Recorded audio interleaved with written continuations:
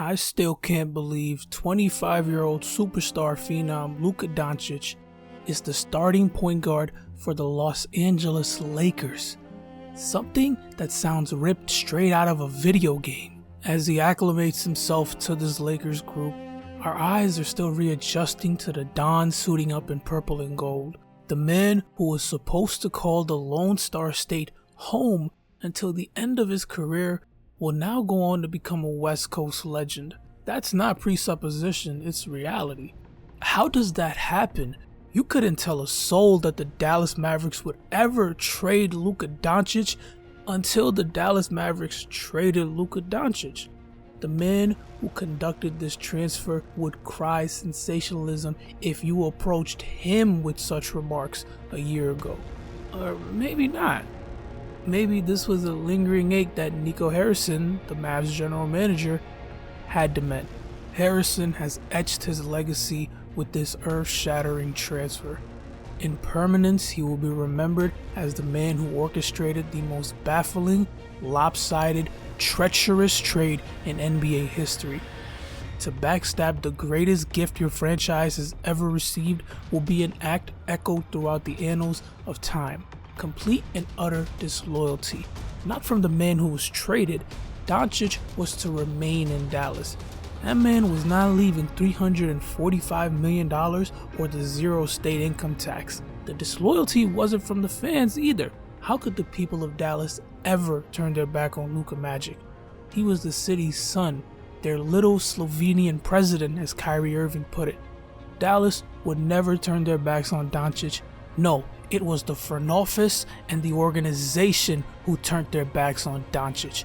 The Mavericks betrayed Luka Doncic.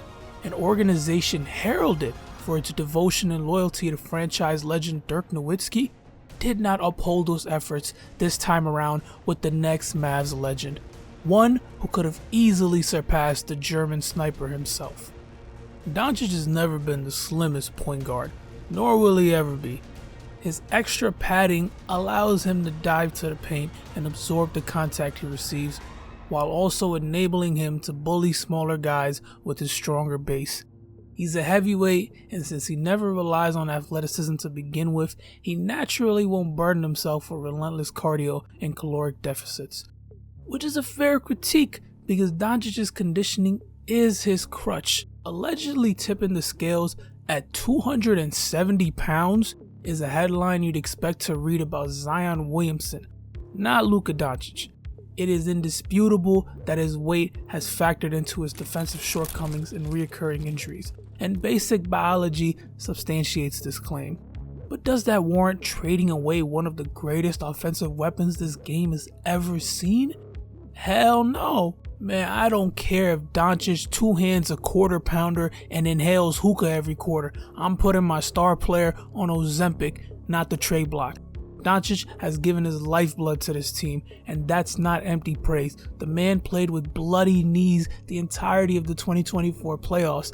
He had knee problems, ankle issues, he suffered a chest injury during the NBA Finals. His heroics were no secret, as he was commended for his efforts. That's the type of guy you want to run through a brick wall for. That's the type of man you want to build your organization around. And strictly based on his performance, it was hard to tell the man was hurting.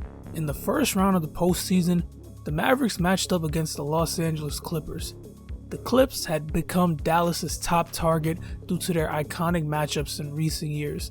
Doncic's first two playoff series were against the Clippers, and despite the Don's monstrous stats in both years, he could not slay the blue and red team of LA. But as they say, third time's the charm. They conquered the LA Clippers in 6 games, which set up a second round clash against the team with the best record in the Western Conference, the Oklahoma City Thunder. The young Thunder put up a valiant effort, but were ill prepared to face the red-hot Mavericks at that moment. Dallas's triumph over Oklahoma City meant the only team that stood between them and the NBA Finals was the Minnesota Timberwolves. And despite boasting the #1 defense in the league, Minnesota had no answer for Luka Doncic and a dangerous Mavericks offense. Vanquishing Minnesota in 5, the Dallas Mavericks would now face the Boston Celtics for the NBA championship. In Luka Doncic's first finals appearance, his offensive performance lived up to the billing, being the sole contributor in Dallas' scoring efforts as the offense went comatose on the grandest stage. Doncic averaged 29 points, 9 rebounds, and 5.5 assists on 47% shooting from the field, 24% from three-point line, and 59% from free throw line. And yeah, his three-point efficiency was down, and his free throw percentage was downright putrid. But he gets a pass since his second and third leading scorers, Kyrie Irving and PJ Washington, were non-factors the entire series. The Mavericks fell to the Boston Celtics, losing in the NBA Finals. Following the series, Doncic was criticized for his poor defense, and that fact is indisputable. He was hounded on the other end as the Celtics starters took turns picking on him, but his defensive struggles have been thoroughly documented and exploited since he entered the NBA. So I guess Doncic is the worst defender on the planet then? Well, no. There's a handful of guys at his position who are inferior. He's a bad defender, and he would improve on that end if he enrolled in a weight loss program. However, the pure amount of points he generates is so astronomical, he doesn't need to be a good defender to be great. Luka Doncic in 424 career games has scored 12,119 points, 3,497 assists, and 3,664 rebounds. Not a single NBA player from Michael Jordan to Kobe Bryant has accomplished this feat in that game span. Only one other player has ever recorded 12,000 points, 3,000 assists, and 3,000 rebounds in 424 games, and that's Doncic's new teammate, LeBron James. However, James accomplished this feat between his 3rd and 8th seasons, whereas Doncic has been a juggernaut from the moment he stepped on an NBA floor. The Don has been this team's savior these past 7 seasons. Aside from trading for Kyrie Irving, the front office has done him a disservice, failing to keep guys like Jalen Brunson and Kristaps Porzingis. And even then, Doncic still took them to the NBA Finals.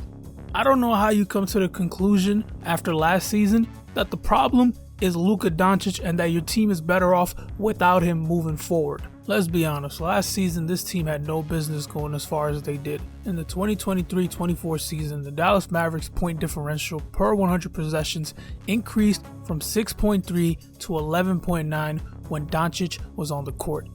He elevated the Mavs offense from the 83rd percentile of teams in that department to the 96th. Analytically, when Doncic was on the floor, he added a plus 28 expected wins. As his presence fades from the Dallas Mavericks core, we see their ostensible mystique was nothing more than Luka Magic's brilliance. Loyalty is meaningless in today's NBA.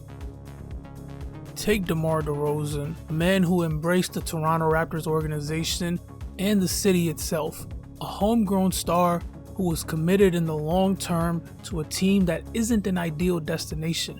And all it takes to rupture that connection is the opportunity of immediately bettering your team's success by swapping your homegrown star with a bona fide superstar. Did the Toronto Raptors make a mistake in 2018, trading DeMar DeRozan for Kawhi Leonard? No. They won the NBA championship. Trading the franchise's leading scorer for a single-season mercenary in Kawhi Leonard was the best decision GM Masai Ujiri ever made. It brought the city of Toronto their first and only NBA championship and cemented him as the greatest shot caller in the North's history. But from DeMar DeRozan's perspective, he was betrayed. His devotion was dismissed, thrown away by the team he'd given his heart to. The sentiment of teams failing to uphold their word is precisely why players can be obstinate in contract negotiations or trade requests. If they get rid of you in pursuit of greener pastures, where lies the fault in you doing the same? You will rarely see a franchise repay gestures of loyalty, and even in cases where a franchise is willing to retain their superstar, sometimes the only justifiable answer is to move on. The same way the Toronto Raptors in 2018 figured their best step moving forward was to part with DeMar DeRozan, is De'Aaron Fox's reasoning behind his departure from the Sacramento Kings. A man who was on track to become the greatest to ever put on a Kings uniform realized the best step in his career was to leave the team that drafted him. Seeing scarce success in his 7 years in purple, while understanding the volatile reputation of the ownership, Fox made the right call, The Texas native was going to be a free agent this offseason and all but guaranteed he'd be a San Antonio Spur by the start of the next season, prompting the team to at least secure something in his return. So, in this instance, can you technically consider the player disloyal? Fox prioritized his own success over his commitment to the city of Sacramento. Are his actions justified? Yeah, it was the logical outcome, and he was fairly transparent about his intentions prior to the trade, leaving without burning any bridges. Labeling him disloyal seems harsh, and it doesn't quite apply. While De'Aaron Fox may be in the clear in terms of how he handled his trade request, not every player is exempt from treachery. Jimmy Butler betrayed the Miami Heat. I've always thought highly of Butler, having praised the Marquette guard on countless occasions, and I still believe he's a tremendous talent, as evidenced by his first couple games as a Warrior. But the way he left Miami has left a bad taste in people's mouths. The man who could do no wrong in the 305 would not be showered in applause in his return. And he shouldn't be. The way Butler carried himself in his final days as a Heat were unacceptable. His blatant unprofessionalism was a detriment to the Miami faithful, to his teammates who were forced to play without their best player, and a detriment to his very character. And all because Pat Riley was unwilling to pay a 35-year-old man $60 million to lead his team to another A seed in the East. And Riley is far from blameless, because it's pretty obvious the Godfather is incapable of navigating the current landscape of roster construction. His hardball nature has cost the Miami Heat more than they'll ever know. But even old man Riley understood that it was in no one's best interest but Butler's to offer him that ludicrous extension.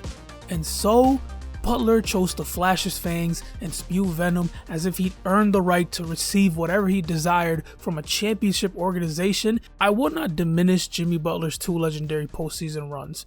Butler is one of the greatest playoff risers the game has ever seen, and I believe these runs will get him into the Hall of Fame one day. But that still doesn't change the fact that he brought Miami zero hardware and chose to spit in their face when they didn't comply with his desires as if he'd earned something grandiose. Listen, you want to get paid, go ahead. If you're unwilling to take a pay cut because you know someone will pay you what you want, which the Warriors did, then demand a trade. But these extra shenanigans come with a price, and that price is the damage to your reputation. He's contractually obliged to play for the Miami Heat, yet he chose not to because he knew being a nuisance ensured they'd get rid of him. It worked, he got what he wanted. But at what cost? If you don't believe me, then listen to an NBA legend. Protect the integrity of the talent. And then that talent has a responsibility to be professional, come in here and do your fucking job. There's no excuse or justification for Butler's unprofessionalism. And this isn't the first or second or even third instance in which he's left a franchise with a sullied relationship. And in all those cases, the common denominator is him. Business is business. Thanks for watching.